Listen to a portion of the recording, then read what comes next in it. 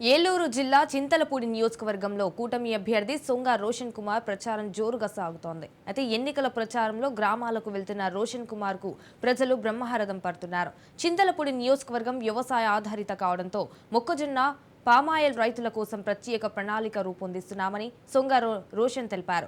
ప్రజలు అధికార పార్టీపై తీవ్ర వ్యతిరేకత ఉన్నారని, నిజమైన అభివృద్ధి సంక్షేమం కోసం తనను గెలిపించాలని అంటున్న చింతలపూడి కూటమి అభ్యర్థి సొంగ రోషన్ కుమార్ తో మా correspondent Murali face to face. Chintalapudi నియోజకవర్గంలో తెలుగుదేశం ఉమ్మడి అభ్యర్థి సొంగ రోషన్ కుమార్ ప్రచారం అయితే అంగరంగ వైభవంగా జరుగుతుందని చెప్పొచ్చు. జన నీరాజనాల మధ్య ప్రచారం జరుగుతుంది. దీనికి సంబంధించి మనతో మాట్లాడడానికి సొంగ రోషన్ కుమార్ ఉన్నారు. చెప్పండి, ప్రచారంలో ముందుకు తీసుకుపోతున్నారు, అలాగే ఈ వ్యవసాయ ఆధారిత ప్రాంతం ఇంకా ప్రజలకు ఏ హామీ ఇచ్చుకుంటున్నారు? చూస్తున్నారు ప్రచారం ఎట్లా ఉందో. ప్రజలు బ్రహ్మరథం పడుతున్నారు. మహిళలు, పిల్లలు, పెద్దలు అందరూ కూడా బయటకు వచ్చి ఒక పండుగ వాతావరణం నెలకొంది. తప్పకుండా చింతలపూడిలో తెలుగుదేశం, జనసేన, బీజేపీ ఉమ్మడి పార్టీ గెలవబోతా ఉంది. ప్రజలు నారా చంద్రబాబు నాయుడు గారు ముఖ్యమంత్రిగా చేయబోతారు. దాని డౌట్ ఏం లేదు. రైతు పాలిత ప్రాంతం తప్పకుండా చూస్తే ఇక్కడ మీరు చింతలపూడి ఎత్తిపోతల ప్రాజెక్ట్ ఏది ఉందో అది 2 సంవత్సరాలు మేము పూర్తి చేస్తాము. ఎండిపోయిన చెరువులకు నీళ్లు కానివ్వండి, ఇక్కడ రైతన్నకి మేనిఫెస్టో పెట్టినట్టుగా ఏడాదికి 20,000 రూపాయలు కూడా వారికి మేము ఆర్థిక సాయం చేయబోతున్నాము.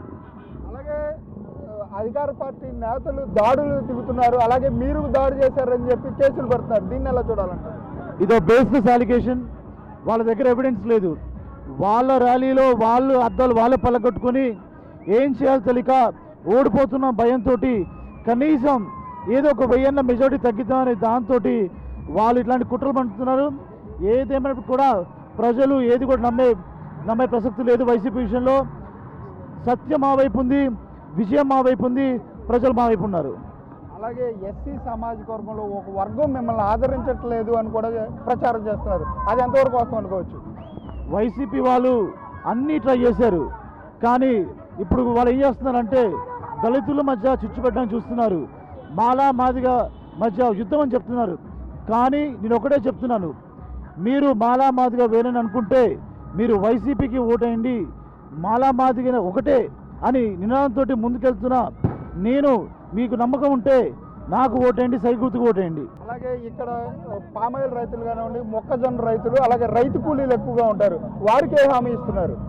తప్పకుండా పామాయిల్ రైతులకి గిట్టుబాటు ధర ఏదైతే పడిపోయిందో అది రాబోయే రోజుల్లో ఎంపీ గారు కూడా ఆ విషయం చిత్తశుద్ధితో ఉన్నారు. రైతులకి పెద్దపీట వేస్తుంది తెలుగుదేశం, జనసేన, బీజేపీ ఉమ్మడి పార్టీ. అలాగే మోడీ గారు కూడా చెప్పడం జరిగింది, రైతులకి ఇక్కడ జరిగిన అన్యాయం తప్పకుండా రాబోయే రోజుల్లో రైతులకి మంచి రోజులు ఉంటాయి. గత 2 నెలలుగా ప్రచారంలో ప్రతి ఊరు, ప్రతి గ్రామం, ప్రతి ఇంటికి వెళ్ళారు. స్పందన ఏ విధంగా ఉంది? ఎంత మెజార్టీ రాబోతుంది మీకు? 50,000 పైన మెజారిటీతో మేము ఇక్కడ గెలవబోతున్నాం. చూస్తున్నారు మీరు, గ్రామాలు జాయిన్ అవుతున్నాయి తెలుగుదేశం, జనసేన, బీజేపీ ఉమ్మడి పార్టీలోకి. చూడండి, ఇది మనము డబ్బులు ఇస్తే వచ్చే జనాలు కాదు, మనస్ఫూర్తిగా బయటకు వచ్చి వాళ్ళు ఒక పండుగ వాతావరణంగా చూసి చేసుకుంటున్నారు. ఇది తప్పకుండా ప్రజల్లో మార్పు ఉంది. చింతలపూడి మార్పు కోరుకుంటుంది, ఆంధ్రప్రదేశ్ కూడా మార్పు కోరుకుంటుంది. అలాగే 90% మేనిఫెస్టోని మేము అమలు చేశాము అని చెప్తున్నారు. మీ మేనిఫెస్టోకి వాళ్ళ మేనిఫెస్టోకి తేడా ఏమనుకోవచ్చు? సంక్షేమం కొందరికి, అభివృద్ధి అందరికీ అనే నినాదంతో మేము ముందుకెళ్తున్నాము. వైసీపీ ఇప్పుడు ఇస్తున్న సంక్షేమ పథకాల కంటే మెరుగైన సంక్షేమ పథకాలతో పాటు అభివృద్ధి కూడా చేసి చూపిస్తాం.